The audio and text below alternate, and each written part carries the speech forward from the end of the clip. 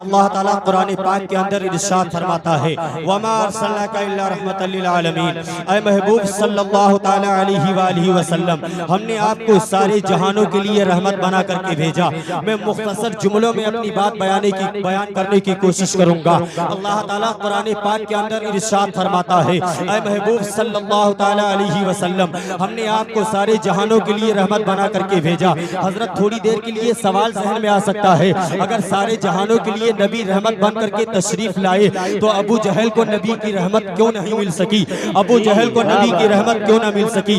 आप हजरात जहन को मेरी तरफ रखिएगा, फौरन समझ जाएंगे। मैं मिसाल दे करके समझाने की कोशिश कर रहा हूँ। जैसे मिसाल के तौर पर आसमान से बारिश के कतरे टपकते हैं, आसमान से बारिश का नुज़ूल होता है। अगर तेंदुआ गांव के अंदर बरसात हो रही है और पूरे गांव के अंदर अगर बराबर बरसात हो रही है तो पूरे गांव के अंदर बारिश के कतरे बराबर ही गिरेंगे। इसके अलावा अगर और आगे देखा जाए, अगर कहीं पर छोटा सा गड्ढा खुदा हुआ है उसके अंदर पानी उसी की मकदार जाएगा।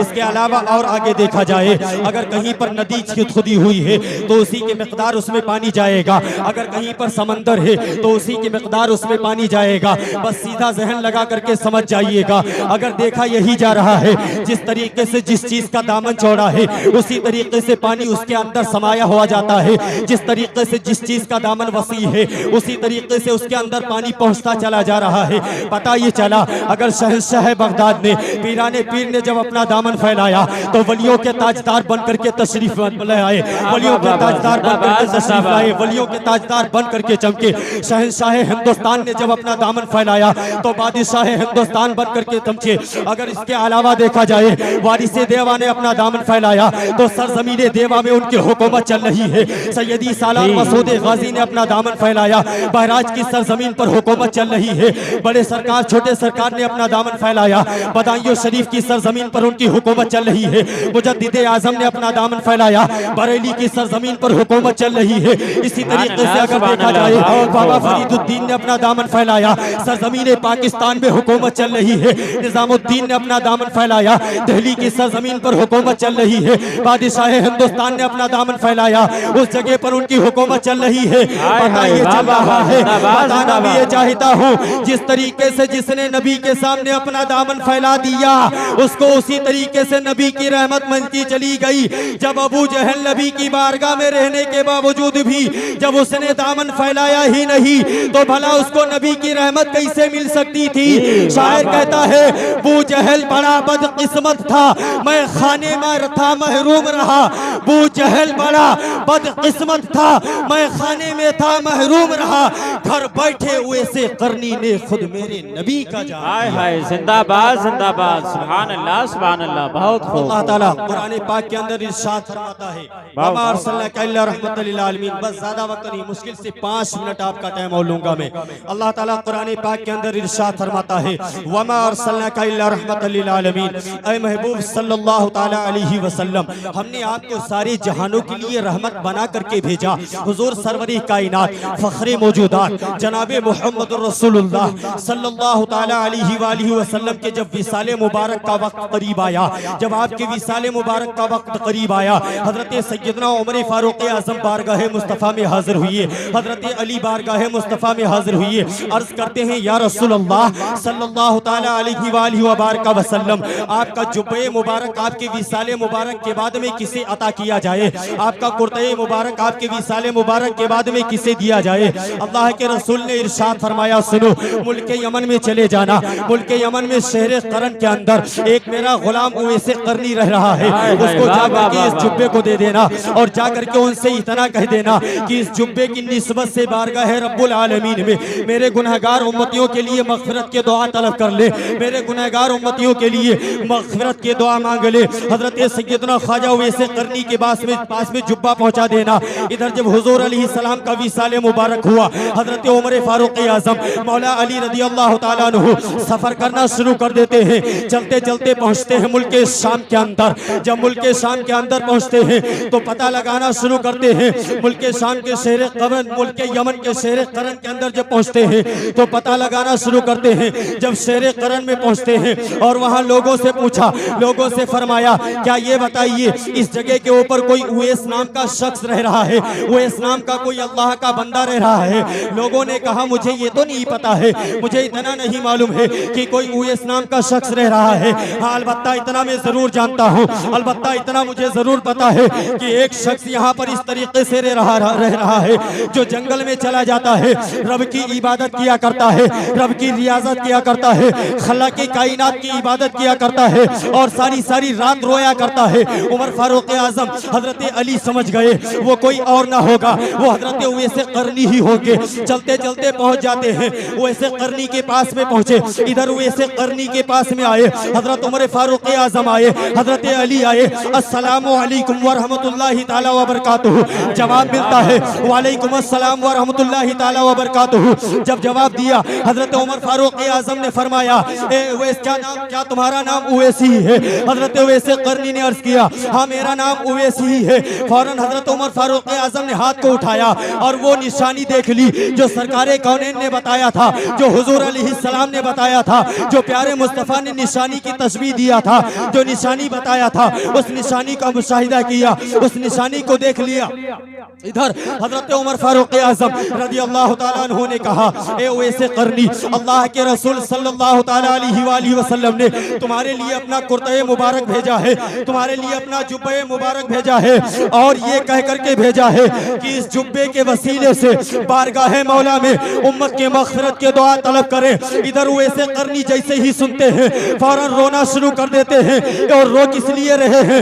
रो इसलिए रहे हैं कोई आम आदमी का सलाम नहीं आ रहा है, कोई ऐसे वैसे का सलाम नहीं आ रहा है, दोनों आलम के मालिको मुख्तार का सलाम आ रहा है, दोनों आलम के ताजदार का सलाम आ रहा है, इमामुल अंबिया का सलाम आ रहा है, ताजदारे ज़माना का सलाम आ रहा है, फखरे दो जहां का सलाम आ रहा है, आमना के नूरे नजर का सलाम आ रहा है, अब्दुल्ला के लख्ते जिगर का सलाम आ रहा है। हजरत उवैस करनी ने जुब्बे को लिया और पास में रख दिया, सजदे में सर को रख दिया और बारगाह मौला में अर्ज करने लगे। रो रो करके अर्ज करते हैं, ए मौलाए कायनात, ए परवरदिगारे आलम, ए दोनों आलम के मालिको मुख्तार, ए रब्बे कायनात, तेरे महबूब ने अपने जुब्बे को भेजा है और ये वसीयत किया है कि इस जुब्बे के वसीले से परवरदिगारे आलम की बारगाह में उम्मत मोहम्मदिया की मग़फ़िरत की दुआ की जाए। आवाजें आती है, आवाजें आना शुरू हो जाती है, निदा आती है, उवैस मेरे बंदे जुब्बे को तुम पहनो, मैंने कई हजार उम्मतियों को बख्श दिया है। सुभान अल्लाह, बोले मोहम्मद से सुभान अल्लाह, मैंने कई हजार उम्मतियों को बख्श दिया है। हजरत उवैस अर्ज करते हैं, ऐ मौला और बख्श दे। फिर आवाज आती है और को बख्शा। वैसे करनी और अर्ज करते हैं, मौला और बख्श दे। आवाजें आती है, मैंने और लोगों को बख्श दिया। रवायतों के अंदर आया है बनी रबिया मुज़र कबीले के भेड़ियों के बालों के बराबर हजार उम्मतियों की बख्शिश हुई। हजरत उवैस करनी अर्ज करते हैं, मौला और बख्श दे।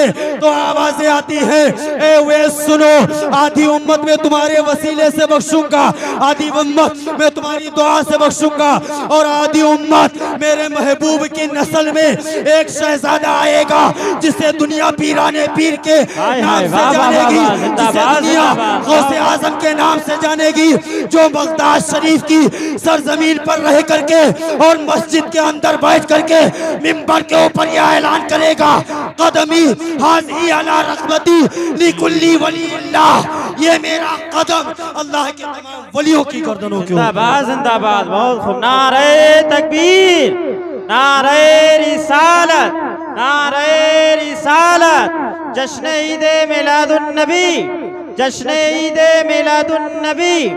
मौलाना रिहान साहब क़िबला, हजरत अल्लामा मौलाना रिहान साहब क़िबला, नारे तकबीर, नारे रिसालत।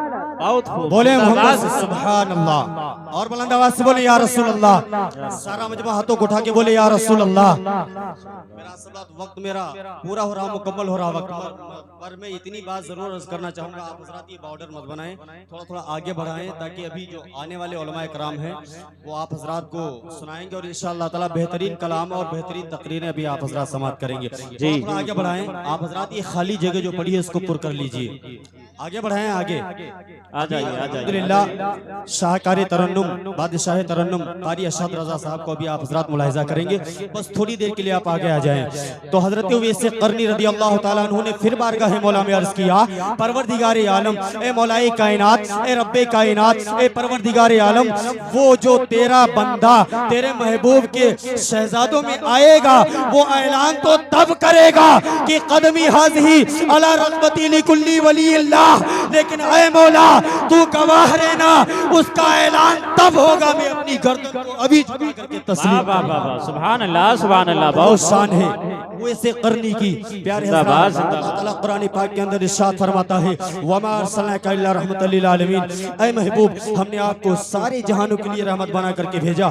इसलिए हज़रात अल्लाह के रसूल से मोहब्बत करो। कुरान पाक के अंदर है, कुल इन कुंतुम तुहिब्बुनल्लाह फत्तबिऊनी युहिब्बुकुमुल्लाह व यग़फिर लकुम ज़ुनूबकुम वल्लाहु गफूरुर रहीम। ऐ महबूब सल्लल्लाहु ताला अलैहि वसल्लम, आप अपने उम्मतियों से फरमा दीजिए कि अगर तुम रब से मोहब्बत करने का दावा करते हो तो सबसे पहले मेरी पैरवी करो, सबसे पहले मेरी इत्तबा करो। जब तुम मेरी पैरवी कर लोगे, मेरी इत्तबा कर लोगे, परवरदिगार आलम तुमसे मोहब्बत फरमाएगा और तुम्हारे गुनाहों को बख्श देगा।